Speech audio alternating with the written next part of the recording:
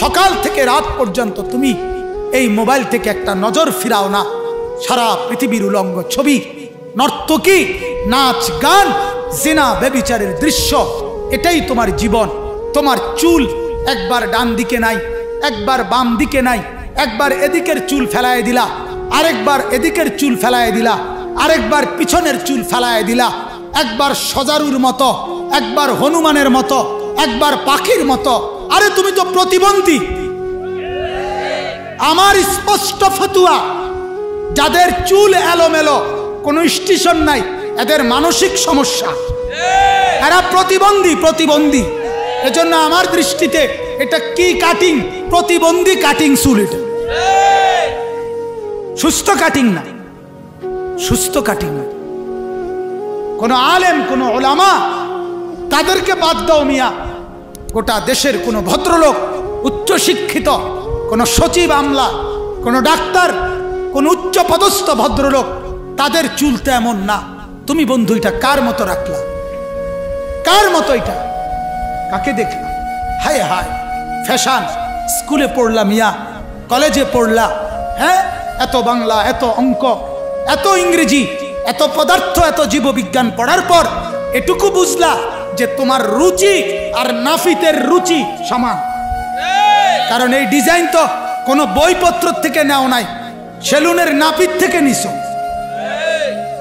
তাহলে রুচি কোথায় নামাইছো? গিয়ে কোথায় গিয়ে নামাইছো রুচি? আল্লাহ আমাদেরকে বুঝ দান করেন। আপনাদের আমাদের সন্তানরা ঘরকে ঘর, ঘরকে ঘর, ঘরকে ঘর, হায় মহল্লার ঘরে ঘরে ফজরের নামাজ লাখ লাখ কোটি কোটি যুবক পড়ে না। ফজরের ওয়াক্ত হয় কখন?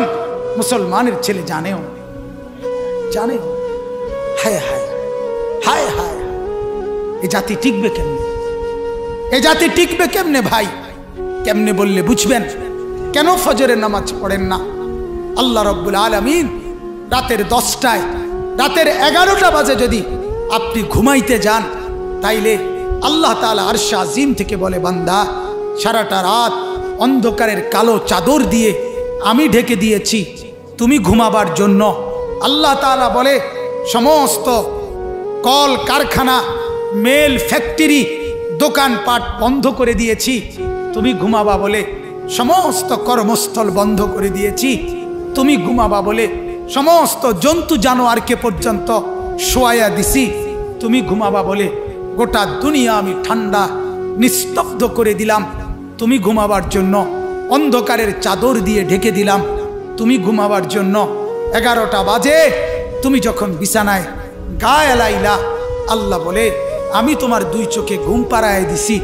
ঘুম আমি দিয়েছি 12টা, 1টা, 2টা, 3টা, 4টা, 5টা, 5:30টা।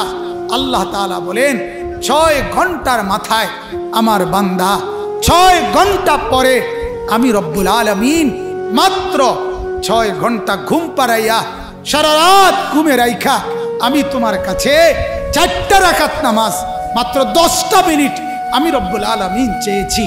আমি বলছি, বান্দা সারা রাত আমি ঘুম পাড়ায় রাখছি, এখন আমি তোমার কাছে 10টা মিনিট সময় চাই।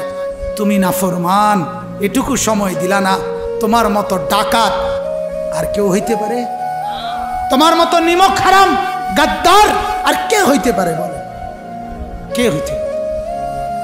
আমার মুসলমান বাপ, নওজোয়ান বন্ধু, তুমি যদি মানুষের বাচ্চা হয়ে থাকো, তুমি যদি মুসলমানের বাচ্চা হয়ে থাকো, তো জন্মের পরে তোমার কানে আজান শুনাইছে, নর্তকীর গান শুনায় নাই, তোমার কানে সিনেমার নায়িকা দেখায় নাই, তোমার কোনো উলঙ্গ ছবি দেখায় নাই, তোমার কানে আজান শুনাইছে। আজান, আজান কেন ভুলে গেলা ভাইয়া? পৃথিবীর মিস কল, মোবাইলের মিসড কল দিলে তুমি টের পাও। এত বড় মসজিদ থেকে, শত শত মসজিদের মাইক থেকে, লক্ষ মসজিদের মাইকে একসাথে আজান হয়, তোমার কানে ঢোকে না। তুমি মানুষের বাচ্চা?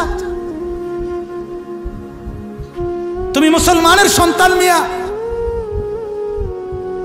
আমার পরিষ্কার কথা, গায়ে লাগলেও পরিষ্কার কথা, পিঠে লাগুক কিংবা হাড্ডিতে লাগুক, আমার স্পষ্ট কথা, যে কপালে সেজদা নাই, যেই কপালে সেজদা নাই, যেই কপালে সেজদা নাই, সে মানুষ না, সে মানুষ না, সে মানুষ না, সে মানুষ না। সেজদাবিহীন মানুষ হয় না, সেজদাবিহীন জানোয়ার হয়, জানোয়ার হয়।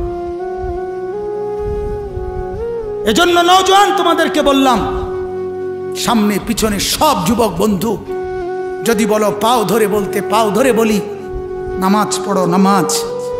আল্লাহ তাআলা বলে গুনাহের কারণে আযাব আসবে, মুসিবত আসে। গুনাহ বেড়ে গেছে, আমাদের মারাও বেসামাল, বোনেরাও বেপর্দার তুফান, যুবকরাও আমাদের ঢাকা থেকে মোটর সাইকেল ছাড়ে, যুবতী মেয়ে পিছনে বসাইয়া এক টানে কক্সবাজার, আরেক টানে ঢাকা। কার মেয়ে, কার নারী, হায় হায়, রাত কাটে কোথায়, দিন কাটে কোথায়। এত উলঙ্গপনা, এত বেহায়া, জাতি টিকবে কেন?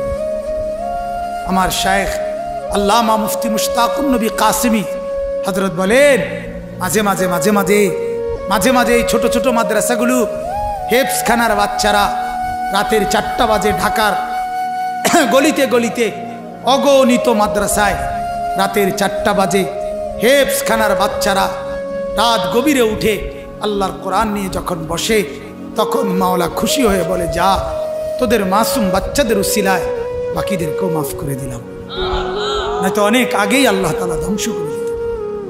এজন্য আমার বন্ধু, আমার বাপ, আমি বলছি প্রত্যেকটা যুবকের হাতে ধরি, ভাইয়া তোমার দ্বারা যেন অশ্লীলতা না ছড়ায়। তুমি কারো মোবাইলে উলঙ্গ ছবি দিও না, তুমি কোনো ছবি দেখো না, নারীকে কেন্দ্র করে বেহায়াপনা করো না। নারীর জন্য পাগল হওয়ার দরকার নাই দোস্ত। তুমি যদি যুবক হয়ে থাকো, তুমি যদি মানুষ হয়ে থাকো, তো আল্লাহ তাআলা তোমার জন্য একজন হালাল স্ত্রী ব্যবস্থা করে রেখেছেন। এজন্য আমার অনুরোধ, গুনাহ ছেড়ে দেন, গুনাহ ছেড়ে দেন, গুনাহ ছেড়ে দেন। ওয়াজারু যাহিরাল ইসমি ওয়া বাতিনা, প্রকাশ্য গুনাহও ছেড়ে দেন, গোপন গুনাহও ছেড়ে দেন। আল্লাহ তাআলা বলেন, মুসিবত গুনার কারণে আসে, অভাব গুনার কারণে আসতেছে, দুর্ভিক্ষ গুনার কারণে আসতেছে। আরে ভাইয়া শুনেন, আল্লাহ তাআলা কোরআনে বলছে, ওয়ায়াফু আন কাসীর, শুধুমাত্র তোমার গুনাহ যেই পরিমাণ, আমি জমিনে ওই পরিমাণ মুসিবত দেই না। লক্ষ কোটি গুনাহ আমি এমনিতেই মাফ করে দেই, এমনি মাফ করে। সামান্য কোটি গুনার পরে সামান্য একটু আযাব দেই, আর অগণিত গুনাহ এমনি মাফ করে।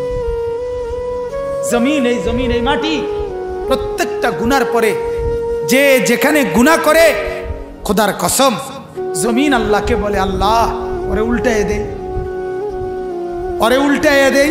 ও যে আপনার জমিনের উপরে দাঁড়াইয়া মাওলা উলঙ্গ ছবি দেখতে